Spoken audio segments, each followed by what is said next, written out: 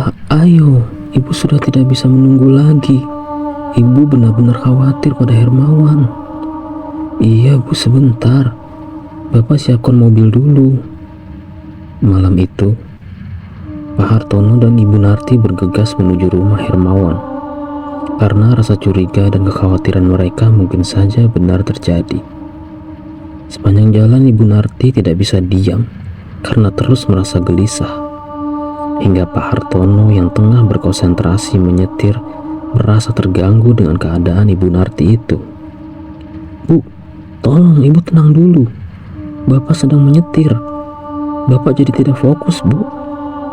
Ibu takut, Pak. Anak kita satu-satunya, Hermawan, Pak. Iya, Bapak tahu, Bu. Bapak juga sama. Tapi Ibu tenang dulu. Kita kan sedang menuju ke sana. Tapi tiba-tiba saja Ibu Narti melihat sesosok penampakan wanita berambut panjang.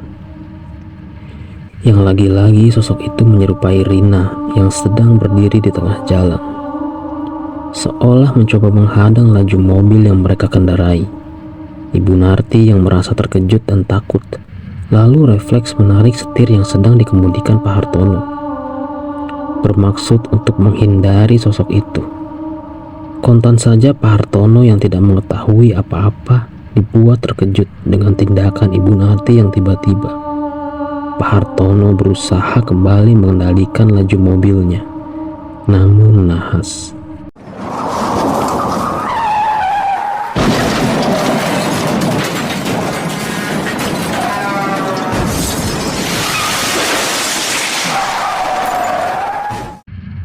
Sudah terlambat.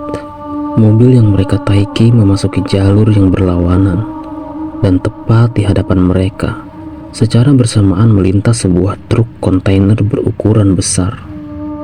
Mobil Pak Hartono dan Ibu Narti langsung tertabrak truk itu. Truk itu pun tidak bisa menghindarinya, karena kemunculan mobil mereka secara tiba-tiba.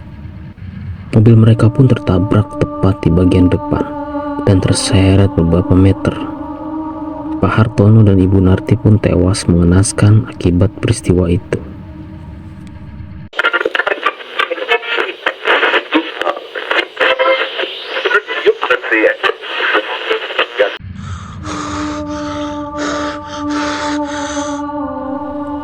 Dengan amarah yang masih memuncak, Hermawan memilih untuk meninggalkan Rina yang masih larut dalam penyesalan dan rasa bersalahnya.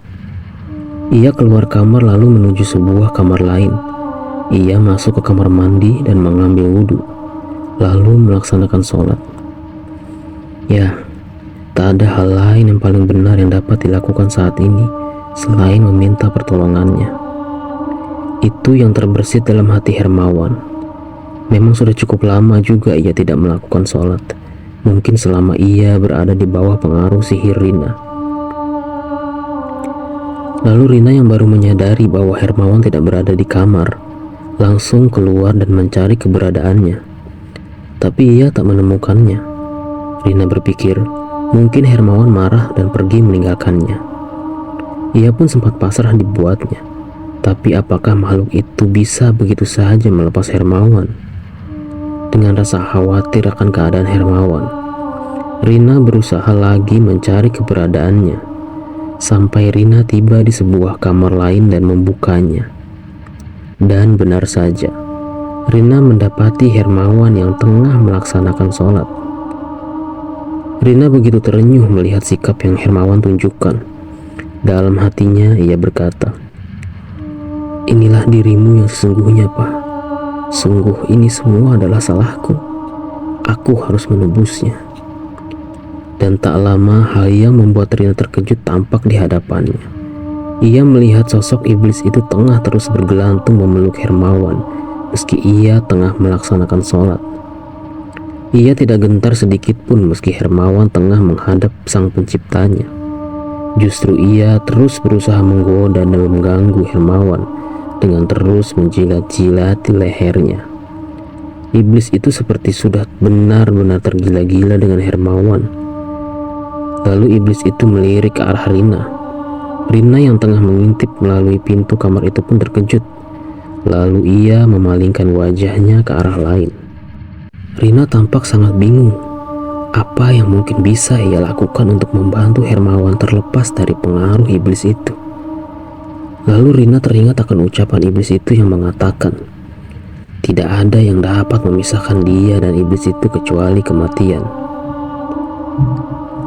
Lalu entah apa yang terbersit di pikiran Rina.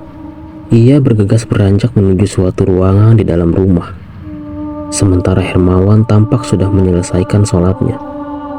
Lalu ia mengangkat kedua tangannya dan meminta petunjuk dan pertolongan yang maha kuasa, agar kiranya ia mau memberikan jalan keluar atas persoalannya. Seraya meminta agar ia dijauhkan dari godaan setan yang terkutuk. Tapi sang iblis tak bergeming. Ia terus saja mendekap Hermawan dan mencium-cium tubuh Hermawan. Justru ia tampak tertawa-tawa kecil mendengar doa Hermawan.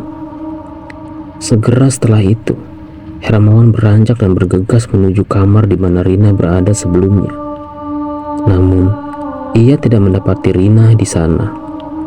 Lalu terdengar suara handphone bergetar karena ada telepon masuk. Hermawan pun bergegas mengangkatnya. Iya, halo. Selamat malam. Ada yang bisa saya bantu? Selamat malam, Pak. Kami dari kepolisian. Benar ini dengan Bapak Hermawan? Betul, Pak. Ada keperluan apa Bapak menelpon saya? Begini, Pak. Apakah Bapak mengenal Ibu Narti dan Pak Hartono? Iya, Pak. Mereka adalah orang tua saya. Ada apa ya, Pak? Ibu Narti dan Pak Hartono terlibat sebuah kecelakaan di sebuah jalan, Pak. Dan nyawa mereka tidak bisa diselamatkan. Hermawan yang mendengar kabar buruk itu tampak syok dan langsung saja meneteskan air mata dan tidak percaya atas apa yang didengarnya.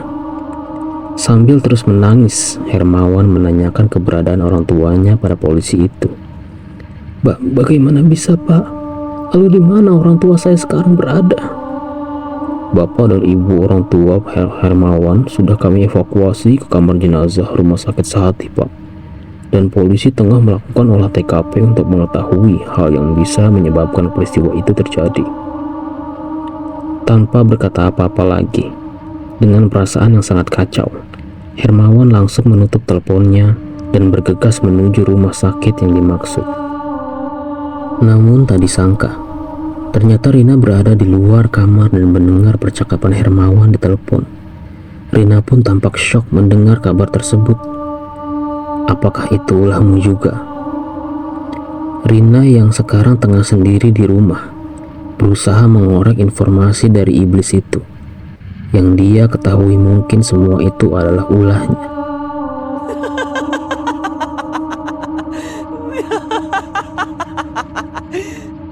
Kamu pintar sekali. Bagaimana kamu bisa tahu, Rina?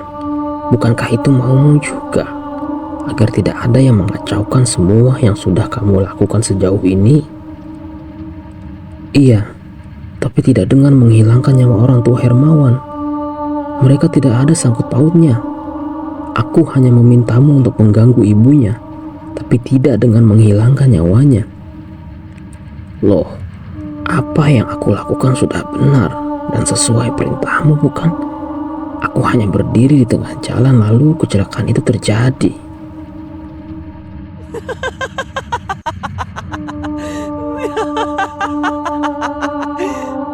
Sepertinya ini sudah saatnya. Aku sudah benar-benar tidak bisa mentolerir lagi tindakanmu jika sudah sampai sejauh itu. Lantas apa maumu?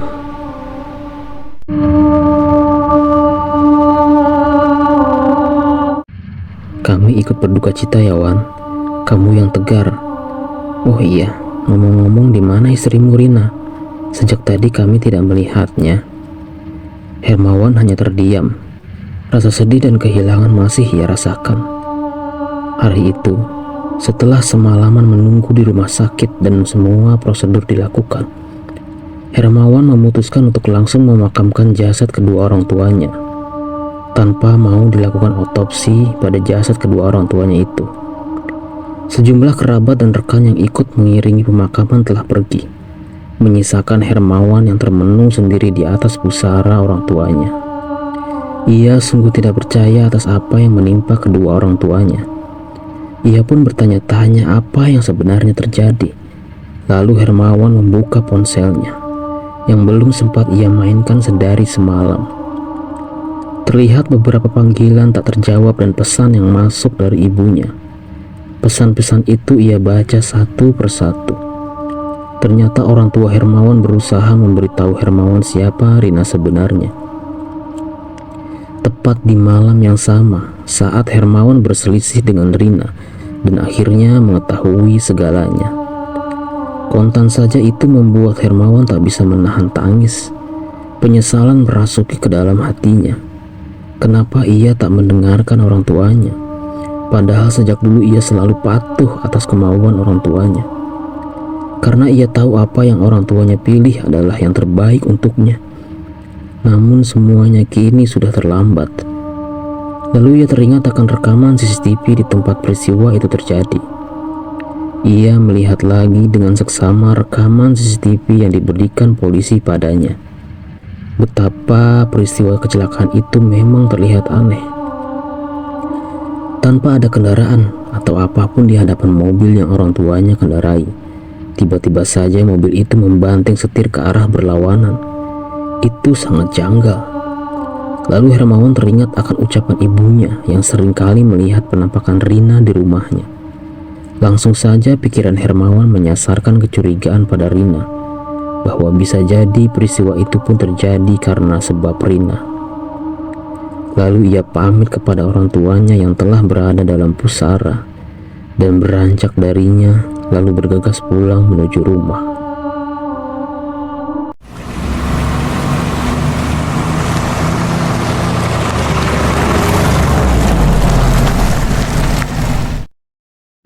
Di malam itu, sesaat setelah Hermawan meninggalkan rumah.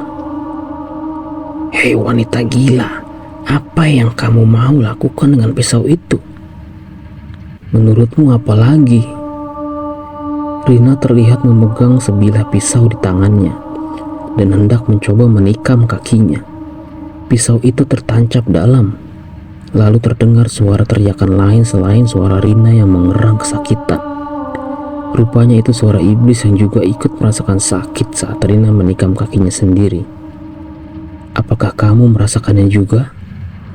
"Wanita jalang, hentikan itu, atau kalau tidak aku akan melakukan hal buruk padamu." Ternyata Rina hendak membuktikan sesuatu tentang ucapan iblis itu sebelumnya, karena sepertinya tak ada lagi yang bisa ia lakukan untuk menolong Hermawan selain,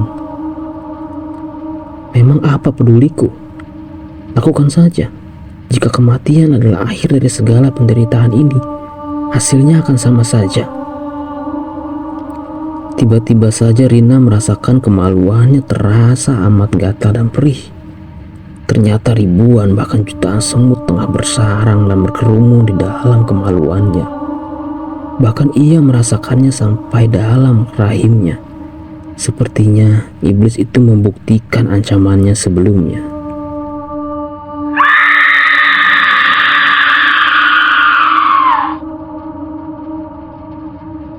Sontak saja itu membuat Rina histeris. Ia mengorek-ngorek kemaluannya sampai dalam, berusaha mengeluarkan kerumunan semut itu dari kemaluannya. Tapi sepertinya itu sia-sia saja. Semut itu seperti tidak ada habisnya.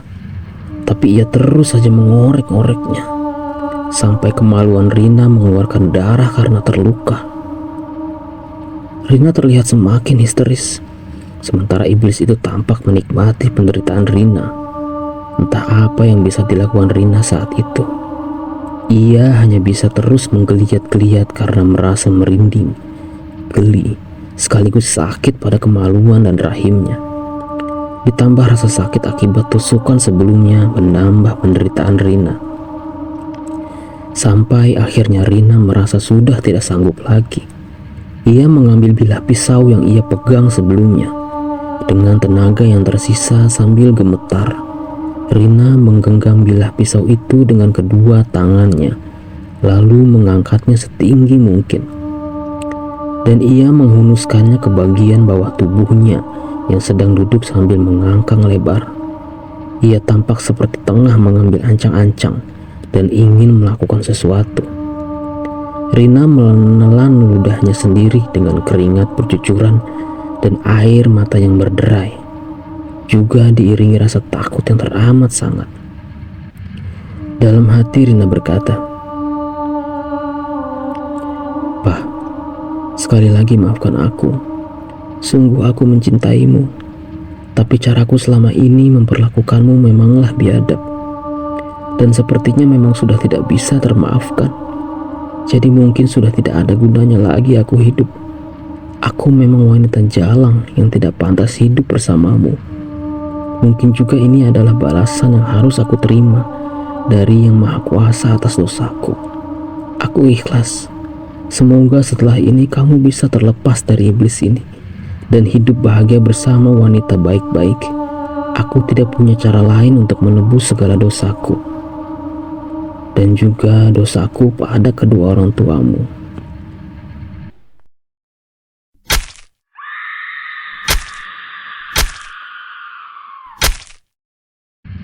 Hermawan pun tiba di rumah. Setelah selesai memakamkan kedua orang tuanya, ia tampak begitu suram. Rasa lelah dan kesedihan masih tergambar jelas di wajahnya. Tapi yang ada di benaknya saat ini hanyalah ingin meminta jawaban jelas dari Rina atas semua kejadian ini, dan kenapa sampai orang tuanya pun ikut menjadi korban.